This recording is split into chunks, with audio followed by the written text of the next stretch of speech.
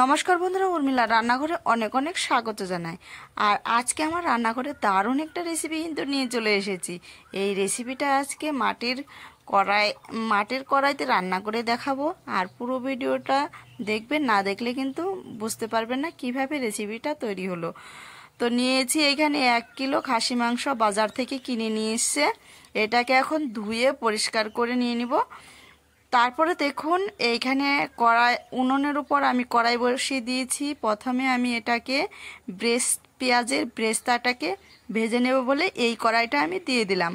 দেওয়ার পর আমি সর্ষের তেল দিয়ে দিব। সর্ষের তেলটা দিয়ে একটু নেড়ে চেড়ে দিচ্ছি।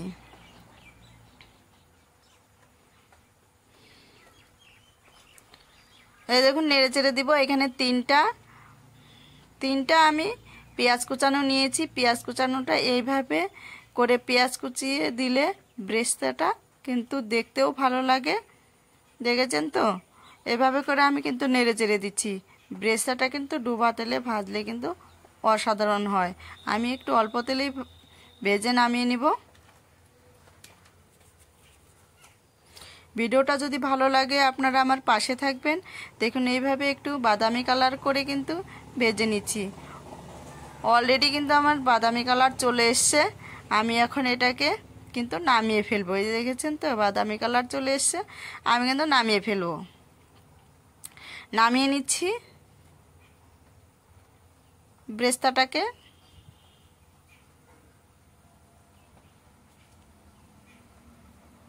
আর এখন আমি বসিয়ে দিব হচ্ছে মাটির কড়াই। মাটির কড়াইতে খাসি মাংস হোক, যে কোনো রেসিপি রান্না করলে কিন্তু অসাধারণ কিন্তু লাগে। আজকে দেখা যাক, আমি প্রথম রান্না করছি। ভিডিওটা আপনাদের অবশ্যই কিন্তু ভালো লাগবে। আর এই ভিডিওটা দেখে আপনারাও একবার বাড়িতে ট্রাই করে দেখবেন। তো প্রথমে আমি তেল দিয়ে দিলাম। তেলটা একটু নেড়ে চেড়ে দিব। এইখানে বাঙালির রেসিপি হচ্ছে আলু। আলুটা কিন্তু না দিলেও চলে না। দিতে চেয়েছিলাম না, কিন্তু না দিলেও কিন্তু ভালো লাগে না। তো তারপর দেখুন এখানে একটু হালকা নেড়ে চেড়ে দিব।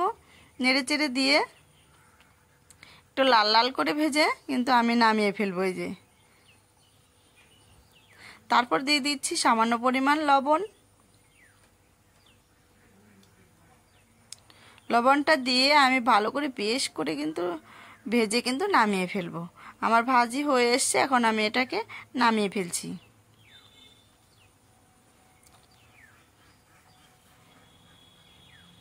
আলুটা ভাজার পরেও কিন্তু বেশ খানিকটা তেল আছে। ওই তেলেই আমি দিয়ে দিচ্ছি সরষের তেল। সরষের তেল দিয়ে দিব। আর মাটির হাঁড়িতে খাসি মাংস হোক আর দেশি মুরগি রান্না করলে কিন্তু অসাধারণ লাগে। তারপরে দিয়ে দিব এখানে সামান্য পরিমাণ ঘি। ঘি দিয়ে খাসি মাংস রান্না করলেও কিন্তু ভালো লাগে। আমি এখন গরমের কাল, তাই অতটাও ঘি দিচ্ছি না, পরিমাণ মতো একটু দিয়ে দিচ্ছি। তারপরে এখানে দেখুন কি কি নিয়েছি। শুকনো লঙ্কা, লং, এলাচ আর দারচিনি নিয়েছি। এইখানে আদা কুচি দিয়েছি আর রসুন কুচি দিয়েছি। কুচানো দিয়ে আমি সুন্দর করে তেলের মধ্যে দিয়ে দিচ্ছি।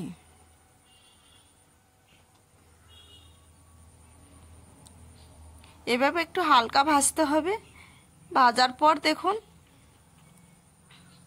আমি দিয়ে দেব শুকনো লঙ্কা বাটা। তারপরে দিয়ে দিচ্ছি আমি রসুন বাটা। তারপরে এখানে নিয়ে নিয়েছি আমি আদা বাটা। তারপরে দেখুন আমি দিয়ে দিব ধনে বাটা।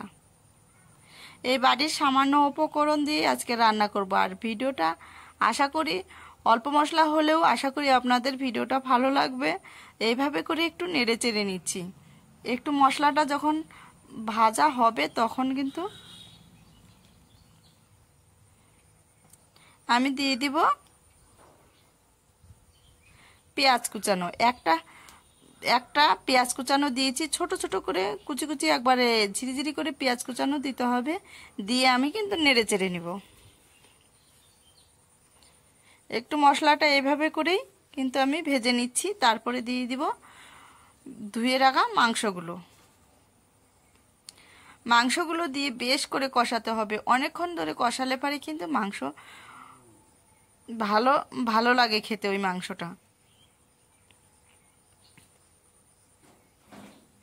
যত মাংস কষবে তত কিন্তু মাংসটা খেতেও কিন্তু টেস্টি লাগবে। তো তারপরে দিয়ে দিচ্ছি আমি এখানে স্বাদ মতো লবণ। লবণটা দিয়ে আবারও আমি নেড়ে চেড়ে দেব। ভিডিওটা যদি ভালো লাগে অবশ্যই কিন্তু সাবস্ক্রাইব, লাইক, কমেন্ট করে আমার পাশে পাশে থাকবেন। তারপর আমি দিয়ে দিচ্ছি হলুদের গুঁড়ো, দিয়ে আবারও আমি হালকা হালকা আঁচে কিন্তু এটা জাল দিতে হবে। আর দারুণ করে কিন্তু কষিয়ে কষিয়ে কিন্তু রান্না করতে হবে। এইভাবে আমি নেড়ে চেড়ে কিন্তু রান্নাটা করব।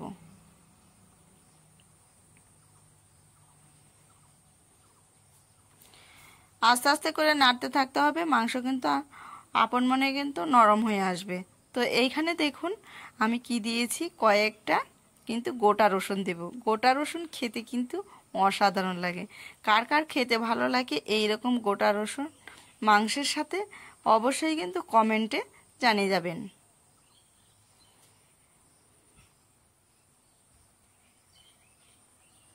তারপরে এখানে দেখুন কয়েকটা রসুন আমি এরকম গোটা দিয়ে দিচ্ছি। দিয়ে আমি কিন্তু আবারও কিন্তু এরভাবে করে নাড়তে থাকবো, নিচে আবার যাতে না লেগে যায় ওই জন্য কিন্তু ঘন ঘনই নাড়তে হবে। দিয়ে দিচ্ছি এখানে গোলমরিচ বাটা। তারপরে ভেজে রাখা আলুটাকে দিয়ে দিব। দেওয়ানোর পর আমি কিন্তু বেশ করে কিন্তু নেড়ে চেড়ে নেব।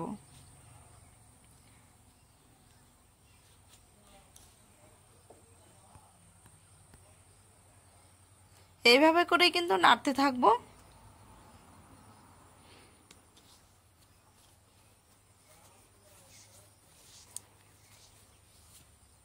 যত নাড়বে তত কিন্তু মাংসের কিন্তু কালারটাও কিন্তু আলাদা একটা আসবে।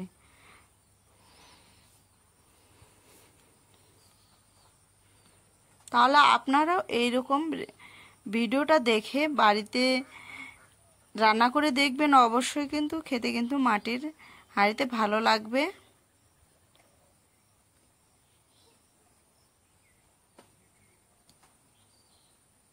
আমার কিন্তু কষানো হয়ে এসছে।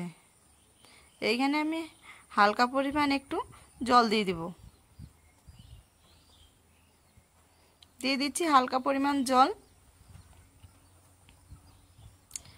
জলটা দিয়ে আমি একটু নেড়ে চেড়ে দিব।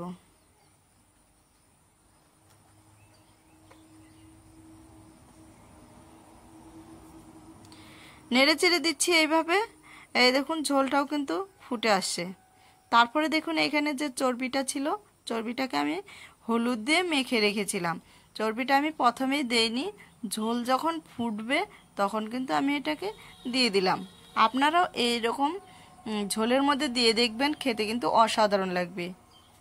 প্রথমে না দিয়েও এইভাবে কিন্তু রান্নাটা করতে পারেন।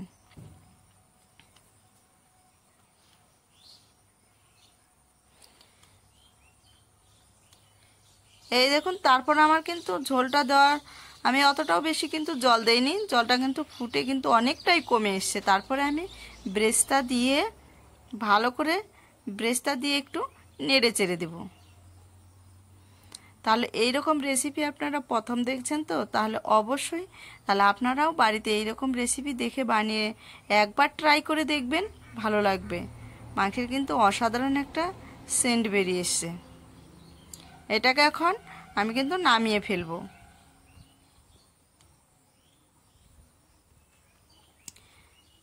দিয়ে দিচ্ছি হালকা একটু গরম মশলা বাটা। সম্পূর্ণ কিন্তু পাটায় বাটার মশলা। আর এইরকম চেষ্টা করবেন পাটায় বাটার রান্নাটা করার, কিন্তু ভালো লাগবে। আমি নামিয়ে ফেলেছি।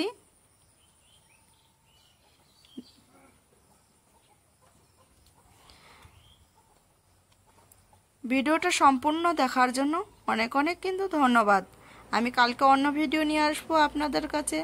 আপনারা ভালো থাকবেন, সুস্থ থাকবেন এই কামনাই করি। আমি একটু উঠিয়ে দেখাচ্ছি। চামচ দিয়ে এই দেখুন। অনেক অনেক ধন্যবাদ।